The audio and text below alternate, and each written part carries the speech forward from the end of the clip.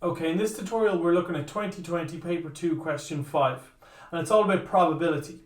In part A of this question it's relatively straightforward. We're asked to work out the probability of B given A. You should recognise this as your formula for conditional probability. This vertical line indicates conditional probability. And to work out the probability of B given A, it's the probability of A intersection B divided by the second one, the probability of A.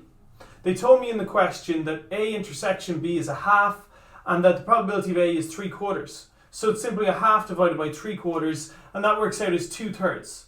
The probability of A given B is 2/3.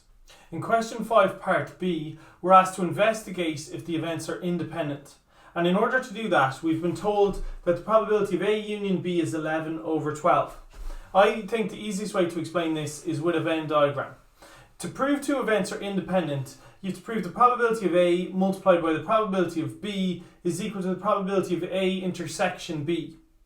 However, I don't know what the probability of B is, so I can't sub into this yet. I know the probability of A is 3/4 and the probability of A intersection B is a half, but I don't know what this is. So I'm going to use the new information to work out the probability of B. So I've been told that A union B adds up to 11/12. So 11/12, there's an 11 in 12 chance that A or B will occur, which indicates there's a 1 in 12 chance that neither A nor B will occur. So there's a 1/12 chance that that neither A nor B will occur. You'll notice that I filled in the diagram and I put in a half in the middle. The probability of A intersection B is a half. And I know from part A that the probability of A is 3/4. So 3/4 minus a half leaves me with 1/4. What I want you to recognise is I know this bit's 1/12, this is 1/4, this is 1/2. All four regions in this diagram have to add up to 1.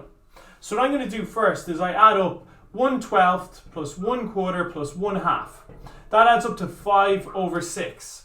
So what I've already accommodated for is 5/6 of what could occur. The other thing that could occur is that event B only would occur. So obviously if 5/6 has been accommodated for, the probability of B only must be 1/6.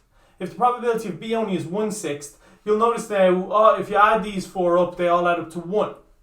Now I can read off this, I can read off the probability of B, the probability of A, and I can sub into this formula and investigate if the events are independent. So all I need to do is add up a half and 1/6. A half plus 1/6 gives me 2/3. So now I know the probability of B is 2/3. And using a Venn diagram there I think helps to work that one out. So now I know the probability of A, the probability of B, and the probability of A intersection B. I can finally investigate if these events are independent or not. The question told me the probability of A is 3/4. The diagram I'm after using, I worked out the probability of B is 2/3. And the question told me the probability of A intersection B is a half. So I need to investigate, is this true? If you multiply 3/4 by 2/3, you end up with a half. So I end up with 1/2 equals 1/2. So obviously it's true. It must be the case that event A and event B are independent events.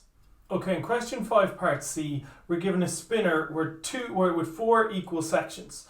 2 of the sections are labelled as 1, one of them is labelled as 2, and one of them is labelled as 3. Liam, Surika and Lee are going to play this game.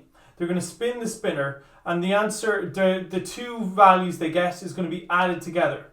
We're then going to take that value and divide it by 3. If the remainder is 0, then Liam wins. If the remainder is 1, then Surika wins. If the remainder is 2, then Lee wins. Now it seems really complicated and there's loads to take in there. So what I'm doing is breaking it down into the 3 individual players. I want to first focus on Liam. How can Liam possibly win this game? Liam wins this game if I spin the spinner twice, add the numbers together, and when I add them together, I then divide that number by 3 and the remainder is 0. If the remainder is going to be 0, then obviously the number that Liam gets when I add the 2 together is a multiple of 3. The only multiples of 3 that you could possibly get spinning this spinner twice, you could get a 2 and then a 1. 2 and 1 adds up to 3. If you divided that by 3, the remainder is 0. Or you could get a 1 and then a 2. If you add those together, you get 3 and the remainder would be 0. And then you could get a 3 and a 3, which add together and give you 6. So notice If I add these options together, they're all multiples of 3, which would leave me with a remainder of 0 if I then divide by 3. So I know that in order for Liam to win, then he either has to spin a 2 and then a 1 and then a 2, or a 3 and then a 3. So I just individually worked out each of those. If you spin this spinner, the chances of getting a 2 is 1/4, the chances of getting 1 is a half. I want him to get a 2 and to get a 1, so I multiply the probabilities by each other. A quarter by a half is 1/8. So the chances that this specific event occurs is 1 in 8. Then to get a 1 and then a 2, it's a half by a quarter, which is also 1/8. The chances he gets a 3 and a 3 is a quarter multiplied by a quarter, which is 1/16. So for Liam to win, this event has to occur, or this event, or this event. In probability, or means that we add. So 1/8 plus 1/8 plus 1/16 leaves Liam with a 5 in 16 chance of winning this game. We're told that in order for Sorcha to win this game, the remainder has to be 1.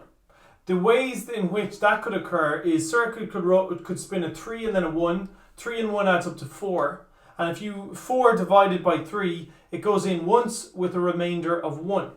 So 3 and 1, or 1 and 3, or 2 and 2 are the only ways in which the numbers could add up to 4. If the numbers add up to 4, then the remainder is 1 and Sorcha wins the game. So I need to work out the chances she gets a 3 and then a 1. That's 1/4 multiplied by a half, which is 1/8. The chances she gets a 1 and then a 3 is a half multiplied by a quarter, which is 1/8. The chances she gets a 2 and then a 2 is a quarter multiplied by a quarter, which is 1/16. Notice that the values here are exactly the same as Liam. They're exactly the same values. The numbers might be different, but the probabilities are the exact same. And they all, when you add them all together, the chances that one of these 3 events will occur is 5/16. Now, in order for Lee to win, the remainder has to be 2. So the events that could occur in which the remainder will be 2, if he lands a 2 and then a 3, that adds up to 5. 5 divided by 3 goes in once with a remainder of 2. So if he either gets a 2 and a 3 or a 3 and a 2, it'll add up to 5 and the remainder will be 2. Alternatively, he could get a 1 and a 1. 1 and 1 adds up to 2. And if you divide that by 3, it doesn't go in, but the remainder would be 2. So these are the 3 events that will allow Lee to win the game. Notice that the probabilities here are different from Sorcha and Liam's values. The chances you get a 2 and then a 3 are a quarter by a quarter, which is 1/16. The chances you get a 3 and then a 2 is a quarter by a quarter, which is 1/16. And then getting 1 and a 1 is the most likely thing of all. It's a half by a half, which is a quarter. So I know that any of these 3 events will allow Lee to win the game. So to work out the chances this occurs, or this, I add them all together and it gets 6 out of 16, marginally more likely than the other 2, and 6 out of 16 simplifies down to 3 out of 8. So once you've individually calculated each of their probabilities, it's easy enough to conclude here. The question was, is this a fair game? Is each individual equally likely to win? We know that there's a 5 in 16 chance that Liam will win, a 5 in 16 chance that Sorcha will win, but a 6 in 16 or 3 in 8 chance that Lee will win. So Lee's probability is bigger than Sorcha's or Liam's. So that's your conclusion. This is not a fair game. Lee is more likely to win the game than Sorcha or Liam. And it's easy enough, once you just say that sentence, once you've figured out all of these values, it's self-explanatory that this number is bigger than the other 2 numbers.